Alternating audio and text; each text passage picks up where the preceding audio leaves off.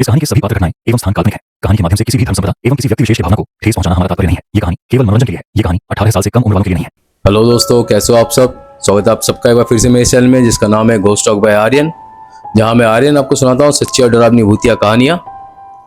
दोस्तों, आज की जो कहानी है ये एक शख्स के साथ घटी हुई घटना है। उन्होंने खुद हमारे साथ ये शेयर किया है। एक्चुअली ये घटना ऐसी है कि उनके साथ बचपन से लेके अब तक वो घटी है कुछ, और इसमें उनको एक एंटिटी की, या आप बोल सकते हो कोई आत्मा है, उसकी एक पॉजिटिव वे इनको देखने को मिला है। दोस्तों, एक्चुअली जब हम भी किसी भूत प्रेत या आत्मा के बारे में सोचते या सुनते तो बस हमें यही लगता है कि ये चीज़ें हमारा बुरा ही कर सकती है। मगर इस घटना में कुछ ऐसे हुआ जो एक आत्मा ने मान लो इनको एक जीवन दान दिया पूरा। तो ये घटना है जिन शख्स की, उन्होंने हमारे साथ ये शेयर किया था। तो ये बात उनके बचपन की है। बचपन में वो गाँव में रहते थे और अभी वो दिल्ली में सेटल है। जब वो गाँव में रहते थे, छोटे थे, उनको काफ़ी ज़्यादा बीमारी होती थी। मतलब जब छोटे थे ना ये, तो वो बीमार पड़ते थे अक्सर। तो ऐसी छोटी मोटी बीमारी गांव में वैसे तो इतना ज़्यादा केयर वो करते नहीं थे जब पहले के लोग थे। तो आज से कुछ 30-35 साल पहले की बात है। तो ये जब छोटे मोटे बीमारी से होते थे, गांव के लोग ऐसी छोटी मोटी बीमारी इतने देखते नहीं, डॉक्टर वगैरह जाते नहीं, वो घर में ठीक कर लेते थे। मगर इसकी बीमारी ना कुछ ज़्यादा ही होती थी। हर 1-2 दिन में, हफ्ते में एक बार, महीने में 2-3 बार बीमारी पड़ता था। तो इनको जांच कराया गया, अस्पताल में ले आ गए, तो पता लगा कि इनको कुछ सांस की बीमारी है, जिसकी वजह से मतलब इनको सांस लेने की दिक्कत है, नलियों में इनकी कोई दिक्कत है। और उस टाइम इतनी टेक्नोलॉजी अच्छी थी नहीं, एस्थमा टाइप की इनकी बीमारी थी, मगर कुछ उसमें और भी हार्ट वार्ट में प्रॉब्लम थी इनकी, जिसकी वजह से इनका इलाज अगर नहीं कराया टाइम पे तो ये मर जाएंगे।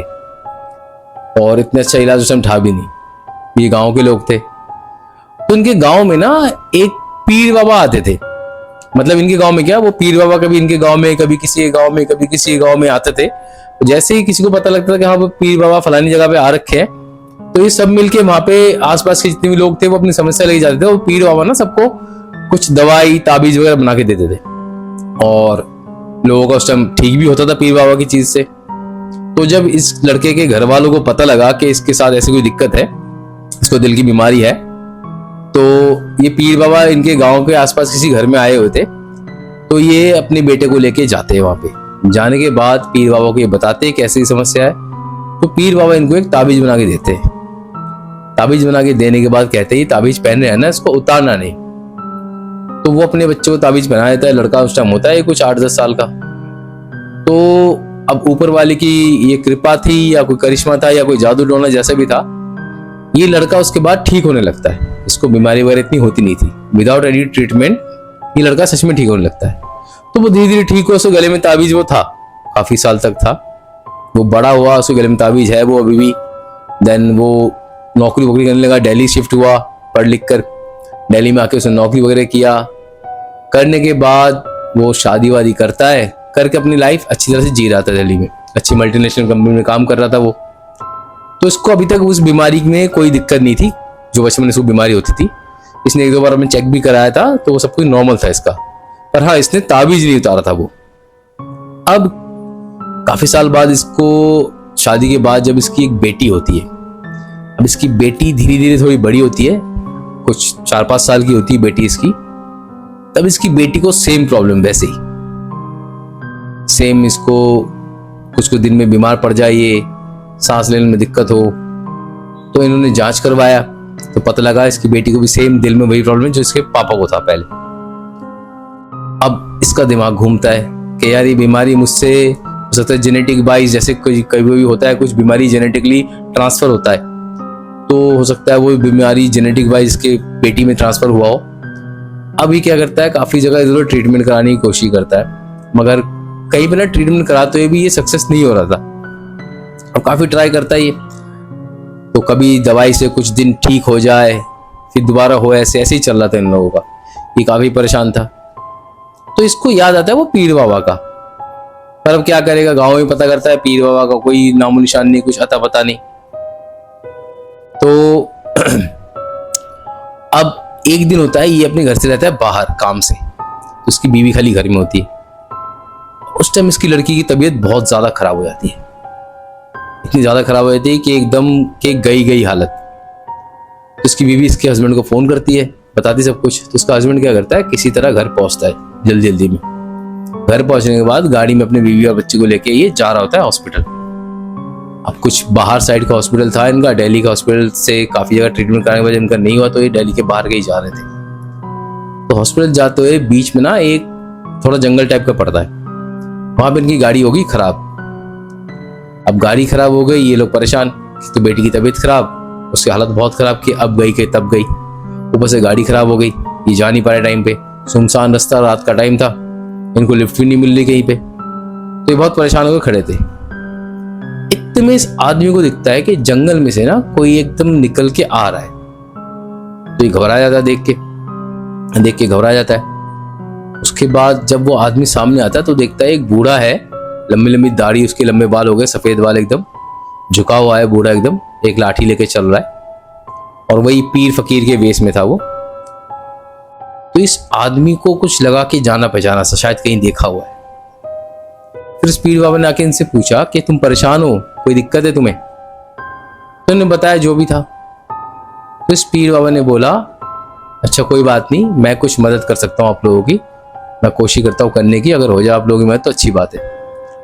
तो उस पीर बाबा ने, उस बूढ़े पीर बाबा ने एक ताबीज निकाल के दिया इनको कि अपनी बेटी के गले में पहना दो, और पहनाने के बाद आप देखो कुछ आपको राहत मिलेगी, बाकी आप जाके अपना इलाज भी करवाओ उनका।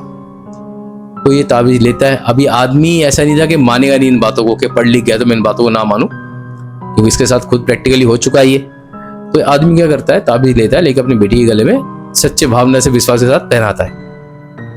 पहनाने के बाद जैसे पीछे देखता है पीर बाबा की तरफ, तो वो पीर बाबा गायब थे, वहां से नहीं दिखता इनको समझ में आता है एकदम से कहाँ गायब हो गए पीर बाबा वो।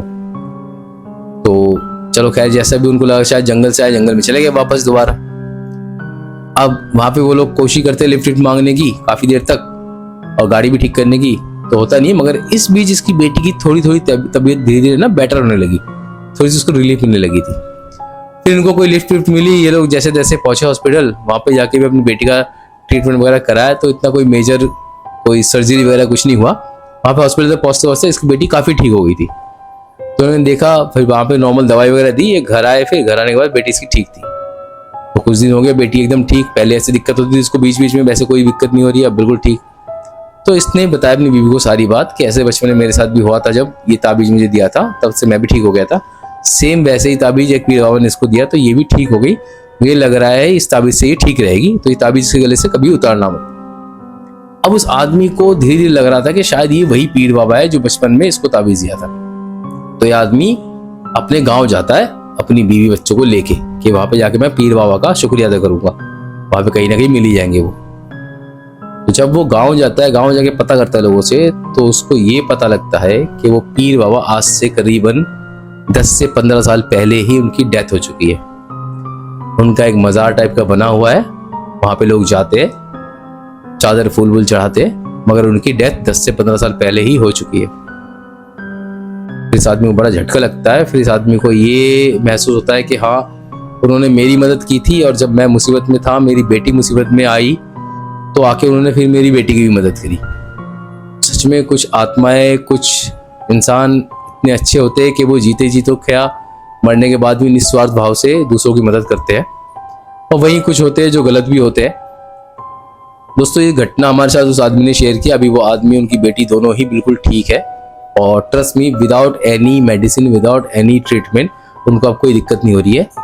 हाँ, पर मेरे इस कहानी को सुनाने का, इस घटना को सुनाने का मतलब ये नहीं है कि आप लोग भी इसी चीज़ पे पहुंच जाओ कि कोई भी पीर फकीर, किसी भी तांत्रिक जादू टोना करने वाले से आप लोग कोई ताबीज लो, गले में पहन लो, अपना इलाज मत कराओ।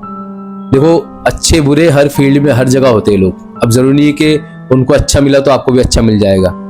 तो अगर आप में से कभी किसी को कोई दिक्कत होती है ऐसे, तो प्लीज अपना प्रॉपर्ली ट्रीटमेंट भी कराना डॉक्टर से, और हाँ, कहीं भक्ति भाव से जाना है, वहां से कुछ कराना है तो वो भी कराओ। ऊपर वाले के घर देर है अंधेर नहीं, कब कहाँ पे किसकी दुआ लग जाए कुछ नहीं पता होता। मगर साथ साथ अपना ट्रीटमेंट भी जरूरी है, अपना ख्याल रखना। और ये कहानी अगर आपको अच्छी लगी तो प्लीज हमारी कहानी को एक लाइक करना और प्यारा सा कमेंट करना, और जिन्होंने अभी तक चैनल को सब्सक्राइब नहीं किया वो चैनल को सब्सक्राइब भी कर लीजिए। मैं आर्यन जल्दी मिलता हूँ आपसे एक नई घटना के साथ, तब तक के लिए धन्यवाद।